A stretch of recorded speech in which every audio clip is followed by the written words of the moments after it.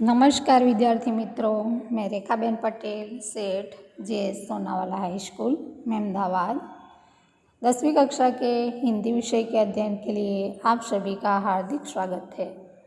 हम हमारे पाठ्यपुस्तक का 9वां काव्य कुत्ते की सीख की चर्चा कर रहे थे। अगले वीडियो में हमने काव्य का सारांश देखा। अब काव्य की पंक्तियाँ पढ़कर काव्य की विस्तृत चर्चा करेंगे। तो देखिए काव्य। वन में एक घनी झुरमुट थी, जिसके भीतर जाकर खरहा एक रहा करता था, सबकी आँख बचाकर। फुदक फुदक फुनगिया घास की चुन चुन कर खाता था, देख दूर से लोगों को झुरमुट में छिप जाता था।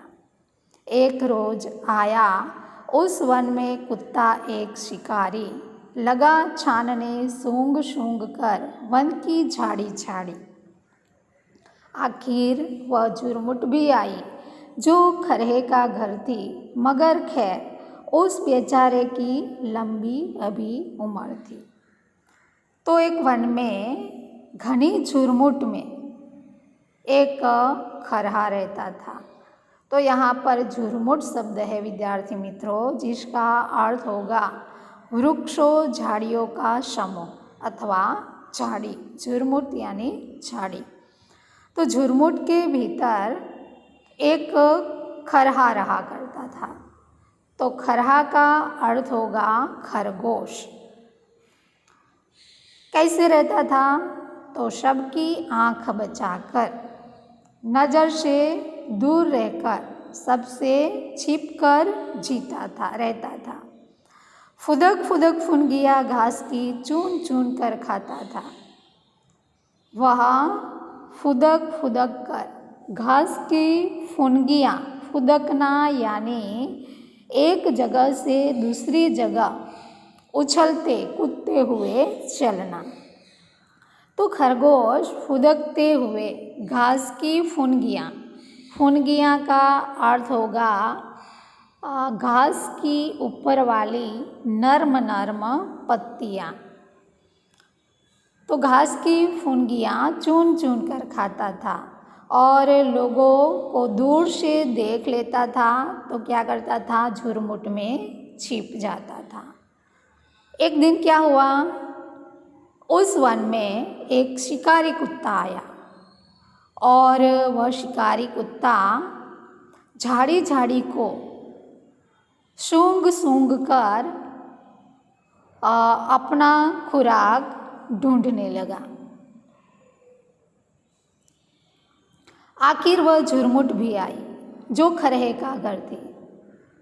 कुत्ता सूंघता हुआ झाड़ी में घूम रहा था।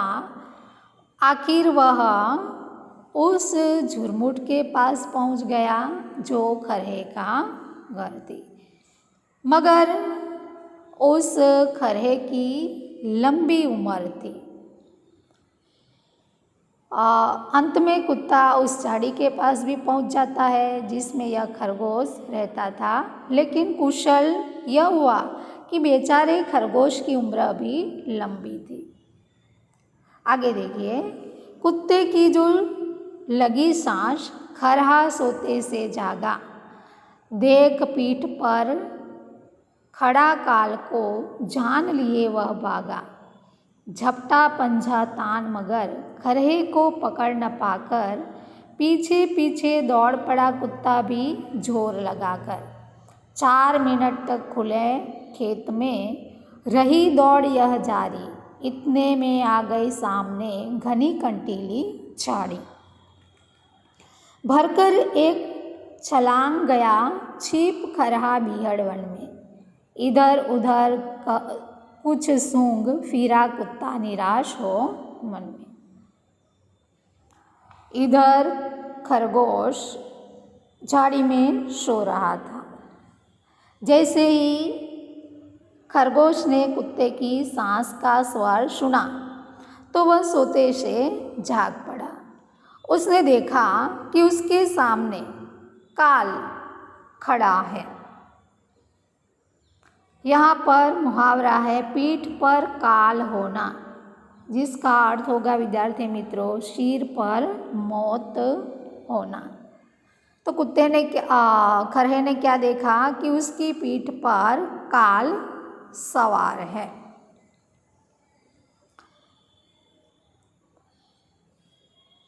कुत्ते ने भी क्या किया, अपने पंजे को तानकर खरगोश का पीछा किया, पर खरगोश को पकड़ न पाने के कारण वह उसके पीछे पीछे पूरा जोर लगाकर दौड़ने लगा। खरगोश ने जो ही देखा कि उसकी पीठ पर काल सवार है तो वह पूरा जोर लगाकर भागने लगा और कुत्ता भी पंजा तानकर उसके पीछे पीछे दौड़ने लगा। 4 मिनट तक खुले खेत में रही दौड़ यह जारी। कुत्ते और खरगोश की दौड़ खुले खेत में 4 मिनट तक जारी रही। विद्यार्थी मित्रों, यहाँ पर एक प्रश्न पूछा जा सकता है कि कुत्ते और खरहे के बीच दौड़ कहाँ और कब तक चली। तो इसका जवाब होगा कुत्ते और खरगोश के बीच दौड़ खुले खेत में 4 मिनट तक चली। इतने में आ गई सामने घनी कंटीली झाड़ी। यह दौड़ 4 मिनट तक चली और इतने में कंटीली झाड़ी आ गई। भरकर एक छलांग गया छिप खरहा बीहड़ वन में, इधर उधर कुछ सूंघ फिरा कुत्ता निराश हो मन में।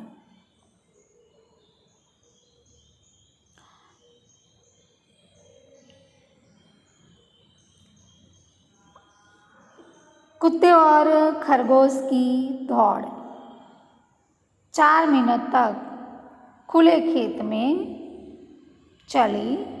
इतने में सामने एक कांटेदार घनी झाड़ी आ गई और तब खरगोश ने एक लंबी छलांग लगाई और वह उस घनी कंटीली झाड़ी में छिप गया। कुत्ते ने इधर उधर सूंघा और अंत में निराश हो गया और लौट पड़ा। एक लोमड़ी देख रही थी यह सब खड़ी किनारे।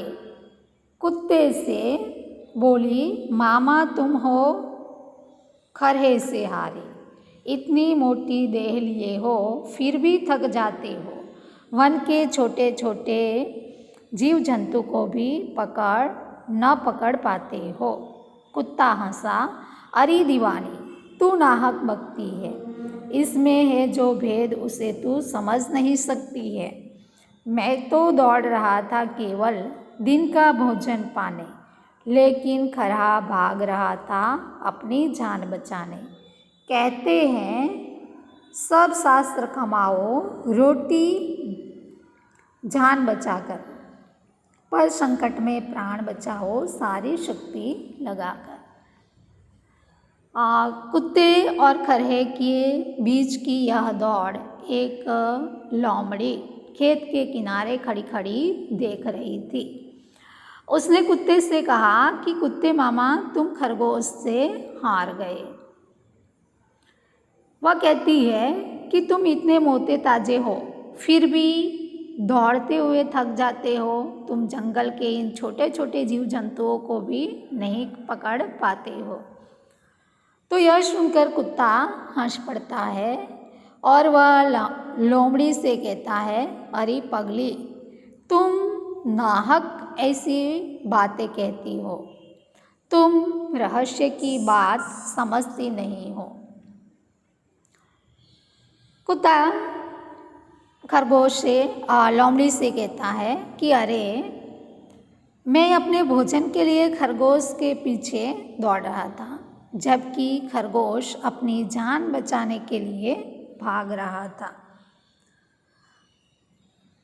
सभी शास्त्रों का कहना है कि अपनी जान बचाकर ही रोटी कमाना चाहिए, अर्थात अपने जीवन निर्वाह के लिए अपनी जान को खतरे में नहीं डालना चाहिए। पर जब जान पर बनाए तो अपनी पूरी शक्ति लगाकर अपनी जान बचानी चाहिए। तो यहाँ पर अंतिम पंक्तियाँ जो है, कहते हैं सब शास्त्र, कमाओ रोटी जान बचाकर, पर संकट में प्राण बचाओ सारी शक्ति लगाकर।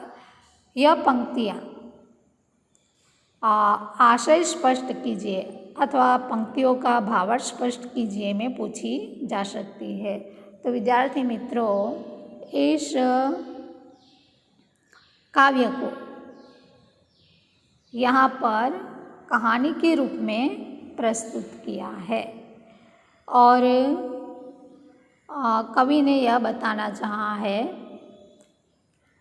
कि छोटा या बड़ा, ताकतवर या कमज़ोर, जब अपने प्राणों पर संकट आ जाता है तो उनमें विशेष शक्ति का संचार होता है और ऐसी शक्ति ईश्वर ने सभी को दी है। तो विद्यार्थी मित्रों, यहाँ पर हमारा 9वां काव्य समाप्त होता है। आगे के वीडियो में हम काव्य के स्वाध्याय की चर्चा करेंगे। नमस्कार।